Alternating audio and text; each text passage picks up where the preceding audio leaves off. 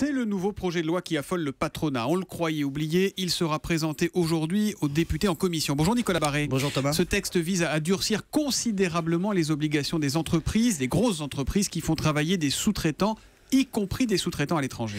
Oui, vous vous souvenez bien sûr de ce drame épouvantable au Bangladesh, à Dhaka, il y a à peu près 2 ans. Plaza. Voilà, quand une usine s'était écroulée sur ses ouvriers, environ 1000 personnes avaient été tuées, c'était épouvantable. Et il se trouve que cette usine avait donc des clientes qui étaient des sociétés occidentales. Donc la question, est-ce que ces entreprises donneurs d'ordre doivent être considérées comme responsables d'une manière ou d'une autre d'un tel drame?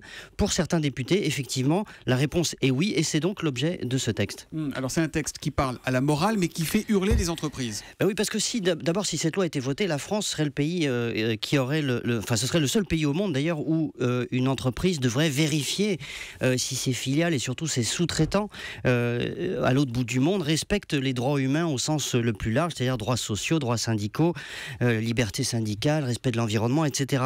Donc concrètement, vous imaginez un fabricant de jouets ou de vêtements ou même un distributeur qui s'approvisionne dans une province chinoise pourrait être d'une certaine manière mis en cause en France si jamais on découvre que ces sous-traitants ne respectent pas ces droits, ce qui reviendrait au passage à faire en sorte que les entreprises françaises appliquent des règles françaises de manière extra-territoriale. Et sachant qu'il pourrait y avoir des amendes si le texte est voté en l'état, voilà, ce qui n'est pas le cas encore, jusqu'à 10 millions d'euros. Qu'en dit le gouvernement, Nicolas? Il est très embarrassé parce que ce texte est soutenu par une partie du groupe socialiste. Alors il a été adouci par rapport à une version initiale. Au départ, il était prévu des sanctions pénales. Maintenant, c'est seulement des sanctions civiles.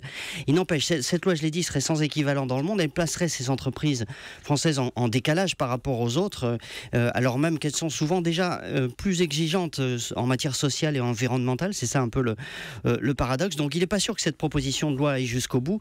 Pour le patronat, évidemment, c'est un signe de l'ambiguïté de la majorité vis-à-vis du monde des entreprises, entre une partie qui soutient et puis une autre qui stigmatise. Et puis d'autre part, c'est un symbole de cette instabilité juridique qui caractérise notre pays, avec des lois qui changent tout le temps. Et ça, évidemment, ce n'est pas très bon pour la confiance en économie. L'édito éco de Nicolas Barré, directeur de la rédaction des Échos, tous les matins à 8h10 sur Europe 1. Merci Nicolas, à demain.